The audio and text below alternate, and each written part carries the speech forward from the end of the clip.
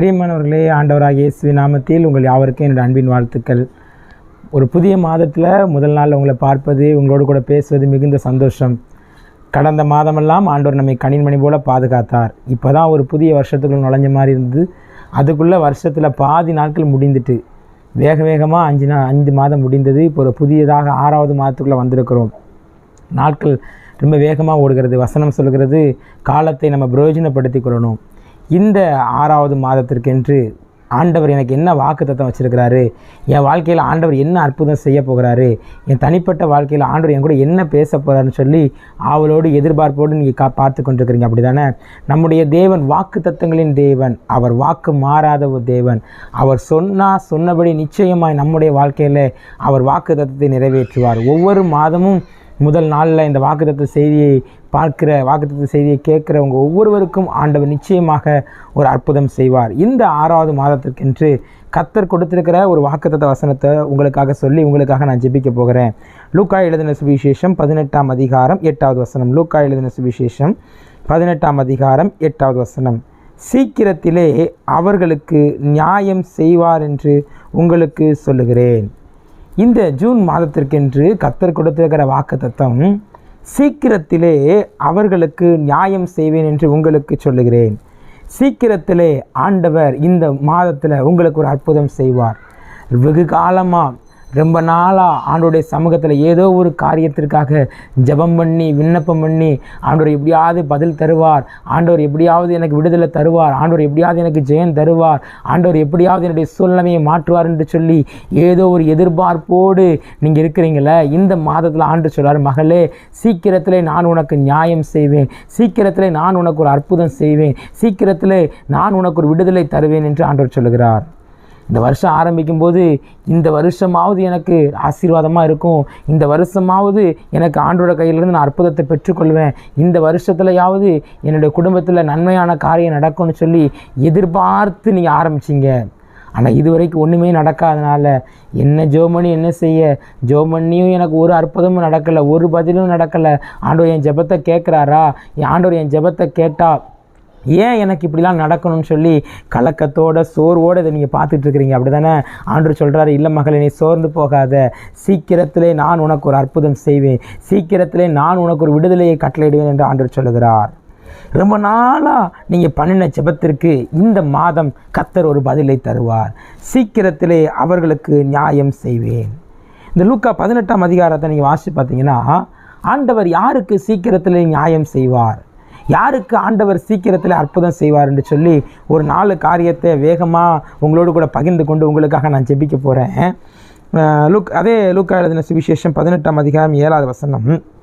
அந்தபடியே தேவன் தம்மை நோக்கி இரவும் பகலும் கூப்பிடுகிறவர்களாகிய தம்மால் தெரிந்து கொள்ளப்பட்டவருடைய விஷயத்தில் நீடிய பொறுமையாயிருந்து அவர்களுக்கு நியாயம் செய்யாமல் இருப்பாரோ, சீக்கிரத்திலே அவர்களுக்கு நியாயம் செய்வார்.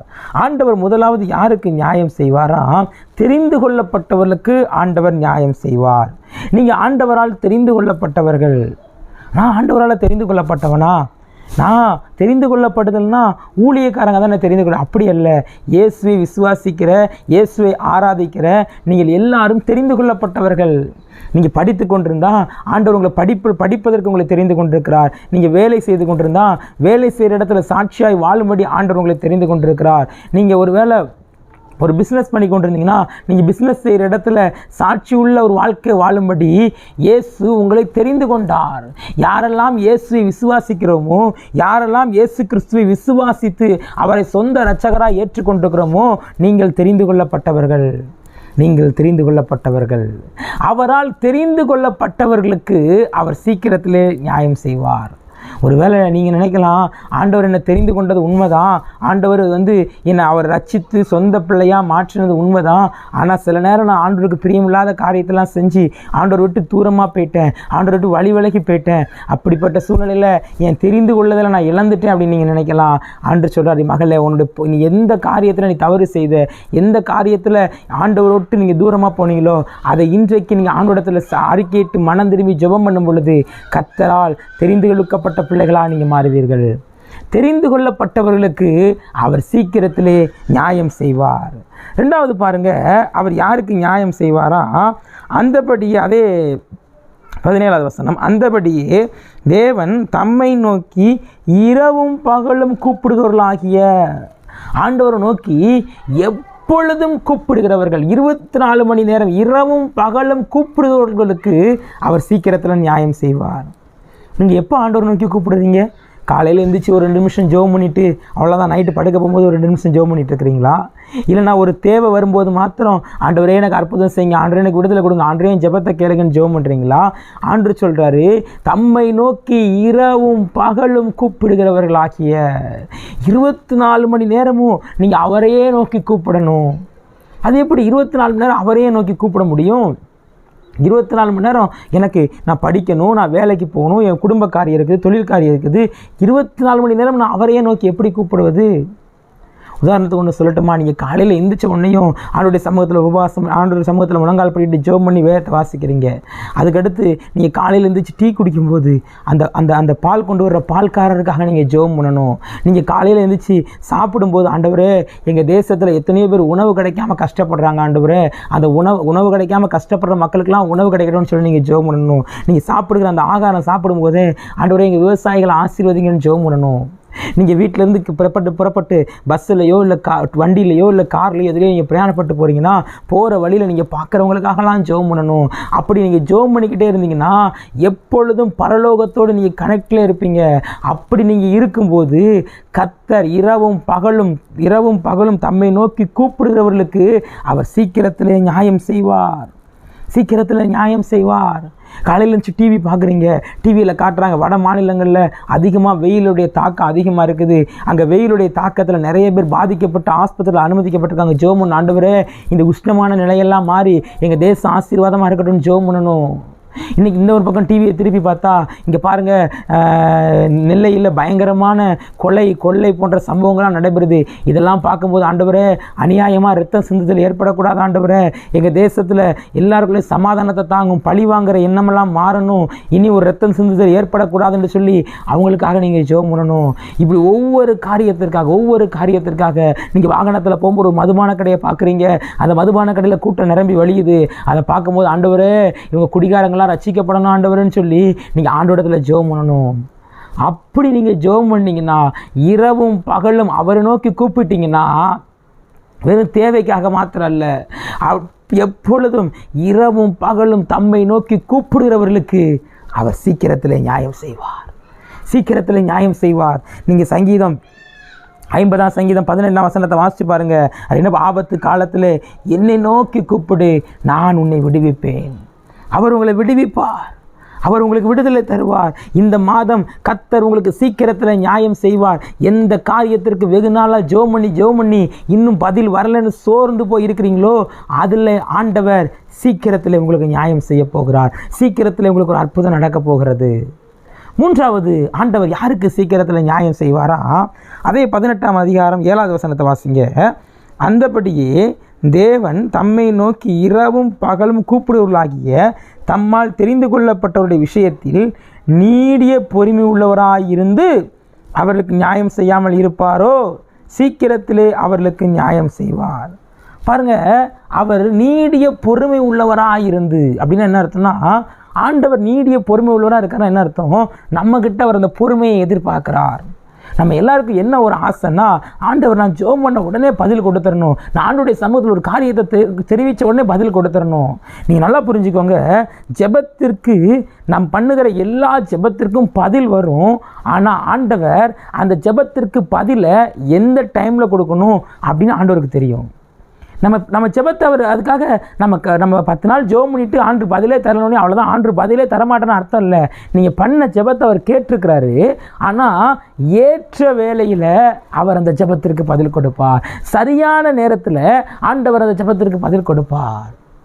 அதனால தான் எபிரேயரில் ஒரு வசனம் சொல்லுகிறது. எபிரேயர் 10ஆம் அதிகாரம் 36ஆம் வசனத்தை நீங்கள் வாசித்து பார்த்தீங்கன்னா, நீங்கள் தேவனுடைய சித்தத்தின்படி செய்து வாக்குத்தத்தம் பண்ணப்பட்டதை பெறும்படிக்கு பொறுமை உங்களுக்கு அவசியமாக இருக்கிறது. நீங்கள் தேவனுடைய சித்தத்தின்படி ஜெபம் பண்ணுறீங்க. ஆண்டவர் இந்த வருஷம் உங்களுக்கு வாக்குத்தத்தம் கொடுத்தாரு. இந்த வருஷம் குடும்பத்தில் ஆசீர்வதிப்பேன், குடும்பத்தில் இருக்கிற பிரச்சனையை மாற்றுவேன், போராட்டத்தை மாற்றுவேன், உனக்கு விடுதலையை தருவேன்னு சொல்லி ஆண்டவர் உங்களுக்கு வாக்குத்தத்தம் கொடுத்தாரு. ஆனால் அதை பெற்றுக்கொள்வதற்கு நமக்கு என்ன அவசியமா? பொறுமை அவசியம். ஜெபம் பண்ணிட்டு பதிலை பெற்றுக்கொள்ள இருக்கிற வரைக்கும் இந்த பொறுமையாக காத்திருக்கிறோம் பார்த்தீங்களா? இதுதான் ரொம்ப ரொம்ப ரொம்ப ரொம்ப கஷ்டம். பொறுமை உங்களுக்கு அவசியமாக இருக்கிறது.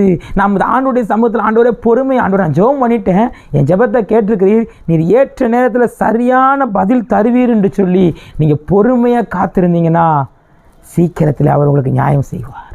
எத்தனை வருஷம் பொறுமையாக காத்திருக்கிறது? 5 வருஷமாக ஜெபம் பண்ணுறேன், 10 வருஷமாக ஜெபம் பண்ணுறேன், 15 வருஷமாக ஜெபம் பண்ணுறேன். இல்லை, ஆண்டவர் சொல்கிறார், இந்த மாதம் சீக்கிரத்தில் நான் உனக்கு நியாயம் செய்வேன், சீக்கிரத்தில் நான் உன் ஜெபத்துக்கு பதில் கொடுப்பேன், சீக்கிரத்தில் நான் உனக்கு ஒரு அற்புதம் செய்வேன் என்று சொல்லி ஆண்டவர் சொல்லுகிறார். மூடி பிரசங்கியார்னு ஒரு பிரசித்தி பெற்ற ஒரு ஊழியக்காரர் இருந்தாராம். அந்த ஊழியக்காரர்கிட்ட போய் ஒரு நாள் ஒரு அம்மா ஜெபம் பண்ண போனாங்களாம். அந்த அம்மா சொன்னாங்களாம், ஐயா, என் கணவர் ரட்சிக்கப்படணும்னு 10 வருஷமாக ஜெபம் பண்ணுறேன், ஆனால் என் கணவர் இன்னும் ரட்சிக்கவே படலை, எனக்கு ரொம்ப மனசு கஷ்டமாக இருக்குது, இப்போ நான் ஜெபம் பண்ண வேண்டாங்கிற முடிவுக்கு நான் வந்துட்டேன் அப்படின்னு சொன்னாங்களாம். உடனே மோடி பிரசிங்கர் அந்த அம்மாவை கூப்பிட்டு அவர் ஒரு ப்ரேயர் டைரி வச்சுருப்பாரா, அந்த டைரியை திருப்பி காட்டினாரா. அவருடைய ஃப்ரெண்ட்ஸ் ரட்சிக்கப்படணும்னு சொல்லி 20 வருஷமாக ஜெபம் பண்ணிக்கிட்டு இருக்கிறாரா, இன்னும் அவங்களே ரட்சிக்கப்படலையா, 20 வருஷமா. ஆனால் அவர் சொன்னார், நான் 20 வருஷமாக ஜெபம் பண்ணுறேன், இன்னும் அவங்க ரட்சிக்கப்படலை, கண்டிப்பாக ஆண்டவர் என் ஜெபத்தை கேட்குறாரு, கண்டிப்பாக அவங்க ரட்சிக்கப்படுவாங்க அப்படின்னு ஒரு விசுவாசத்தோடு சொன்னாராம். நடந்தது என்ன தெரியுமா? மோடி பிரசங்கியார் உயிரோடு இருக்கும்போது அவர் யாருக்கெல்லாம் எழுதி வச்சு ஜெபம் பண்ண அவங்க நிறைய ரட்சிக்கப்பட்டாங்களாம். சிலர் அவங்க மரித்ததுக்கப்புறம், மோடி பிரசங்கியார் மரித்ததுக்கப்புறம் கூட சிலர் ரட்சிக்கப்பட்டு ஊழியக்காரங்களாக மாறினாங்களாம். ஆண்டவர் சொல்கிறார், மகளே நீ பொறுமையாக இரு, உன் ஜெபத்தை நான் கேட்காம இல்லை, நீ இரவும் பகலும் என்னை நோக்கி கூப்பிடுகிற, என் பெருமூச்சை யார் கேட்பா, என் சத்தத்துக்கு யார் செவி கொடுப்பா, ஆண்டவரே எனக்கு விடுதலை தாருன்னு சொல்லி இரவும் பகலும் என்னை நோக்கி நீ கூப்பிடுறல்ல, உன் சத்தத்தை நான் கேட்குறேன், உனக்கு ஏற்ற நேரத்தில் சரியான பதிலை தருவேன் ஆண்டவர் சொல்லுகிறார். ஆண்டவர் சரியான பதிலை தருகிற மாதமாக இந்த ஜூன் மாதம் உங்களுக்கு அமையும். இந்த ஜூன் மாதத்தில் கர்த்தர் உங்களுக்கு சீக்கிரத்தில் நியாயம் செய்வார், சீக்கிரத்தில் உங்களுக்கு ஒரு அற்புதம் செய்வார், சீக்கிரத்தில் நீங்கள் எதிர்பார்த்திருக்கிற நன்மையான காரியத்தை ஆண்டவர் உங்களுக்கு கட்டளையிடுவார், சீக்கிரத்திலே அவர் நியாயம் செய்வார். பாருங்க, வேதத்தில் கூட இன்னொரு சம்பவம் உண்டு. நீங்கள் யோவான் சுவிசேஷம் 11 அதிகாரத்தை வாசித்து பார்த்தீங்கன்னா, யோவான் சுவிசேஷம் 11 அதிகாரத்தில் லாசரு வியாதிப்பட்டிருக்கிறார். லாசரு இயேசுடைய சிநேகிதன். லாசரு வியாதிப்பட்டான உடனே அந்த செய்தியை இயேசுவுக்கு அறிவிக்கிறாங்க. லாசரு வியாதியாக இருக்கிறான்னு சொல்லி, லாசரு வியாதியாக இருக்கிறான்னு சொல்லி இயேசுக்கு அறிவிக்கிறாங்க. அவர் இருந்த இடத்துல நீ வீட்டுக்கு போக்குள்ளே போ, லாசரு சுகமாயிருவான் அப்படின்னு சொல்லியிருந்துருக்கலாம். இயேசு அப்படி சொன்னாரா? சொல்லலை. அவர் அப்படி சொன்னால் கூட அற்புதம் நடக்கும், அப்படி தானே? 100 போய் கேட்குற, ஆண்டவரே வேலைக்காரன் நீ வீட்டுக்கு போ, வேலைக்காரன் சுத்தமாயிட்டார். அப்போ இயேசு அந்த மாதிரி சொல்லியிருந்தால் அந்த இடத்துல அற்புதம் நடந்திருக்கும். ஆனால் இயேசு என்ன பண்ணாரா? நீங்கள் 11 அதிகாரம் 6 வசனத்தை வாசிங்க. அவர் இருந்த இடத்திலே மேலும் 2 நாள் தங்கினார். ஐயா, லாசரு வியாதியாக இருக்கிறாரு, லாசருக்கு மரணத்திற்கு எதுவான வியாதி இருக்குது. இயேசு கிட்ட ஜெபத்தின் மூலியமாக காரியத்தை தெரியப்படுத்துகிறாங்க. இயேசு அற்புதம் செய்வதற்கு லாசருடைய வீட்டுக்கு வரல, அவர் அங்கே 2 நாள் தங்கிட்டார். அவர் பொறுமையாக இருக்கிறார். என்னடா இயேசு கிட்ட ஜெபம் பண்ணமே, ஏன் இன்னும் லாசருக்கு அற்புதம் நடக்கல? அவர் பொறுமையாக இருக்கிறார். நடந்தது என்ன தெரியுமா? 4 நாள், அதுக்கப்புறம் இறந்ததுக்கப்புறமும் வரல, 4 நாள் கழித்து வந்து ஏற்ற நேரத்தில் சரியான நேரத்தில் வந்து மரித்து போன லாசருவை உயிரோடு கூட எழுப்பினார். நீங்கள் லூக்கா எழுதின சுவிசேஷம் 1 அதிகாரம் 13 வசனத்தை வாசிச்சு பாருங்க. அங்கே பாருங்க, சகேரியாவை பார்த்து ஆண்டவர் சொல்கிறார், பயப்படாதே, உன்னுடைய வேண்டுதல் கேட்கப்பட்டது. சகேரியா, நம்ம எப்போ ஜெபம் பண்ணோம்? அவருக்கு வயசாகிட்டு, அவர் திருமணம், அவர் ரிட்டையர்ட் ஆகி ஊழியத்தை விட்டு போகக்கூடிய ஒரு சூழ்நிலையில் அவர் 20 வருஷத்துக்கு முன்னாடி பண்ண ஜெபத்தை கூட கர்த்தர் ஞாபகம் வைத்து அவருக்கு பதில் கொடுத்தார். அந்த வாக்குத்தத்தத்தை பெறும்படி அவர்கள் பொறுமையாக இருந்தார்கள். ஆண்டவர் சொல்கிறார், நீ ஜெபம் பண்ணியிருக்கிற மகளே, இவ்வளோ நாள் நீ அழுது ஜெபம் பண்ணியிருக்கிற, யாருக்குமே தெரியாமல் பண்ண ஜெபத்திற்கு இந்த மாதம் நான் உனக்கு பதில் தருவேன், இந்த மாதம் சீக்கிரத்திலே நான் உனக்கு நியாயம் செய்வேன் என்று கர்த்தர் சொல்கிறார். கடைசியாக ஆண்டவர் யாருக்கு சீக்கிரத்தில் நியாயம் செய்வார்? அதே லூக்கா 18 அதிகாரம் 8 வசனத்தில், சீக்கிரத்திலே அவர்களுக்கு நியாயம் செய்வேன் என்று உங்களுக்கு சொல்லுகிறேன், ஆகிலும் மனுஷகுமாரன் வரும்போது பூமியிலே விசுவாசத்தை காண்பாரோ என்றார். விசுவாசத்தோடு ஜெபிக்கிறவர்களுக்கு அவர் சீக்கிரத்திலே நியாயம் செய்வார். விசுவாசத்தோடு. நீங்கள் மத்தேயு 21 அதிகாரம் 22 வசனத்தை வாசித்து பாருங்கள். நீங்கள் விசுவாசம் உள்ளவர்களாய் ஜெபத்தில் எவைகளை கேட்பீர்களோ அவைகளை எல்லாம் பெறுவீர்கள். சும்மா பேருக்கு ஒரு கடமைக்கு காலைல 10 நிமிஷம் ஜெபம் பண்ணோம், அற்புதம் நடந்தால் இருக்கட்டும் இல்லைனா இருக்கட்டும், ஆண்டவர் தான் எனக்கு பதிலே தரலைன்னு சொல்லி ஜெபம் பண்ணால் உங்கள் வாழ்க்கையில் அற்புதம் நடக்காது. ஆண்டவர் சீக்கிரமாக உங்களுக்கு நியாயம் செய்ய முடியாது. விசுவாசத்தோடு ஆண்டவர் எனக்கு அற்புதம் செய்வார், இந்த மாதம் எனக்கு சீக்கிரத்தில் நியாயம் செய்வார், இந்த மாதம் சீக்கிரத்தில் ஆண்டவர் எனக்கு ஒரு விடுதலையை தருவார், இந்த மாதம் சீக்கிரத்தில் ஆண்டவர் எனக்கு ஒரு ஜெயத்தை தருவார்னு சொல்லி நீங்கள் விசுவாசத்தோடு ஜெபம் பண்ணால் கர்த்தர் அற்புதம் தருவார், கர்த்தர் ஒரு விடுதலையை தருவார். ஒரு ஊழியக்காரிடத்தில் ஒரு அம்மா, என் கணவர் ரொம்ப குடிகாரராக இருக்கிறாரியா, அவருக்காக ஜெபம் பண்ண எங்கள் வீட்டுக்கு வாங்கன்னு சொல்லி கூப்பிட்டாங்களாம். அந்த ஊழியக்காரரும் அந்த அம்மாவுடைய அழைப்பை ஏற்று அவங்க வீட்டுக்கு ஜெபம் பண்ண போனாராம். போகும்போது அங்கே என்ன நடந்துச்சுன்னா, சரிம்மா அவங்க கணவருக்காக நம்ம ஜெபம் பண்ணுவோம் அப்படின்னு சொல்லி முழங்கால் போட போனால் அந்த அம்மா முழங்கால் போட்டே சொன்னாங்களாம், நானே 10 வருஷமாக ஜெபம் பண்ணிட்டேன், அவர் எங்கே ரட்சிக்கப்பட போகிறாரு. அந்த அம்மாக்குள்ளே அவர் ரட்சிக்கப்படுவார் அப்படிங்கிற விசுவாசமே இல்லை. விசுவாசம் இல்லாமல் இருப்பது தேவனுக்கு கூடாத காரியம் என்று வேதம் சொல்லுகிறது. அப்போ நீங்கள் விசுவாசத்தோடு இந்த 6வது மாதத்தில் கர்த்தர் எனக்கு நியாயம் செய்வார், சீக்கிரத்தில் நியாயம் செய்வார் என்ற சூழ்நிலைகள் எப்படி இருந்தாலும் பரவாயில்ல, நான் அவரை நோக்கி இரவும் பகலும் கூப்பிட்டுருக்கிறேன், ஆண்டவர் என் சத்தத்தை கேட்குறார், சீக்கிரத்தில் எனக்கு நியாயம் செய்வார் என்று சொல்லி நீங்கள் விசுவாசத்தோடு ஜெபம் பண்ணால் கர்த்தர் நிச்சயமாக உங்களுக்கு அற்புதம் செய்வார். அவர் சீக்கிரத்திலே உங்களுக்கு நியாயம் செய்வார், சீக்கிரத்திலே உங்களுக்கு ஒரு அற்புதம் செய்வார், சீக்கிரத்திலே நீங்கள் எதிர்பார்த்து கொண்டிருக்கிற நன்மையை நீங்கள் காண்பீர்கள். அவர் சீக்கிரத்தில் உங்களுக்கு நியாயம் செய்யணும்னா நீங்கள் என்ன செய்யணும்? முதல்ல நீங்கள் தெரிந்து கொள்ளப்பட்டவர்கள் என்கிறத விசுவாசிக்கணும். 2வது, அவர் சீக்கிரத்தில் உங்களுக்கு நியாயம் செய்யணும்னா நீங்கள் இரவும் பகலும் அவரை நோக்கி கூப்பிடணும். 3வது, அவர் சீக்கிரத்தில் உங்களுக்கு நியாயம் செய்யணும்னா நீங்கள் பொறுமையோடு காத்திருக்கணும், ஜெபத்திற்கு பதில் வருகிற வரைக்கும் பொறுமையோடு காத்திருக்கணும். 4வது, அவர் சீக்கிரத்தில் உங்களுக்கு நியாயம் செய்யணும்னா விசுவாசத்தோடு ஜெபம் பண்ணணும். இன்றைக்கு அதுக்கு ஒப்பு கொடுங்க, இன்றைக்கு ஒரு தீர்மானம் எடுங்க, கர்த்தர் நிச்சயமாக இந்த மாதம் சீக்கிரத்திலே உங்களுக்கு நியாயம் செய்வார். உங்களுக்காக நான் ஜெபிக்கட்டுமா?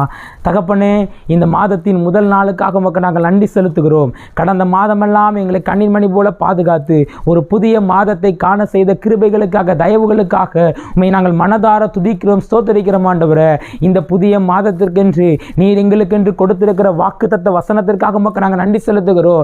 இந்த புதிய மாதத்தில் நீர் கொடுத்திருக்கிற வாக்குத்தத்த வசனத்துக்காக உமக்கு ஸ்தோத்திரம். ஆண்டவரே, சீக்கிரத்திலே அவர்களுக்கு நியாயம் செய்வேன் என்று உங்களுக்கு சொல்லியிருக்கிறேன் என்று சொன்னீரே. சீக்கிரத்தில் ஆண்டவரே, கடந்த பல மாதங்களாக, பல வருஷங்களாக உங்கள் சமூகத்தில் பண்ணின ஜெபத்திற்கு, பண்ணின வேண்டுதலுக்கு இந்த மாதம் சீக்கிரத்தில் ஒரு அற்புதம் நடப்பதாக, சீக்கிரத்தில் காரியங்கள் வாய்ப்பதாக, சீக்கிரத்தில் தடைகளை மாற்றி போடுவீராக, சீக்கிரத்தில் உடைய பிள்ளைகள் எதிர்பார்த்திருக்கிற காரியத்தில் ஒரு விடுதலை, ஒரு ஆசீர்வாதம், ஒரு ஜெயம், ஒரு மேன்மை உண்டாவதாக. ஆண்டவருடைய பிள்ளைகளுடைய இருதயத்தில் காணப்படுகிற எல்லா சோர்வுகள் மாறட்டும், எல்லா பயங்கள் மாறட்டும். இந்த புதிய மாதத்தில் ஒவ்வொரு நாளும் என் ஆண்டவர் சீக்கிரத்தில் நியாயம் செய்வார் என்கிற விசுவாசம் பிள்ளைகள் வாழ்க்கையில் உண்டாகட்டும். ஆண்டவர் புதிய கல்வி ஆண்டுக்குள்ளே பிரவேசிக்கிற பிள்ளைகளுக்காக நாங்கள் ஜெபிக்கிறோம். இயேசுவின் நாமத்தில் இந்த புதிய கல்வி ஆண்டு பிள்ளைகளுடைய வாழ்க்கையில் ஆசீர்வாதம் உண்டாகட்டும். இந்த மாதம் பிள்ளைகளுடைய எல்லா பண தேவைகள் இயேசுவின் நாமத்தில் சந்திக்கப்படுவதாக.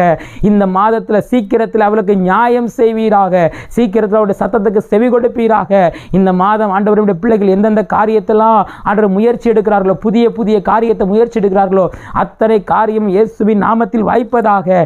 சீக்கிரத்திலே அவளுக்கு நியாயம் செய்வேன் என்று சொன்னீரே. இயேசுவின் நாமத்தில் இன்றைக்கு அந்த அற்புதம் நடப்பதாக. இன்றைக்கே அந்த அற்புதத்தை பிள்ளைகள் கண்டுமே துதிக்க உதவி செய்யும். நாங்கள் அதை விசுவாசிக்கிறோம். நாங்கள் நம்முடைய கரத்திலிருந்து அற்புதத்தை பெற்றுக்கொண்டோம் என்று விசுவாசிக்கிறோம். தொடர்ந்து நம்முடைய நாம மாத்திரம் மகிமைப்படட்டும். இயேசுவின் மூலம் ஜெபிக்கிறோம் ஜீவனுள்ள நல்ல பிதாவே, ஆமென், ஆமென். பிரியமானவர்களே, ஆண்டவர் நம்மோடு கூட பேசியிருக்கிறார். சீக்கிரத்திலே அவர் உங்களுக்கு நியாயம் செய்வார். சீக்கிரத்திலே நீங்கள் அற்புதங்களை பார்ப்பீங்க. தொடர்ந்து விசுவாசத்தோடு ஆண்டவரை சொல்லி துதிங்க. அவருடைய அற்புதத்தை நாம் எதிர்பார்ப்போம். ஆமென். God bless you.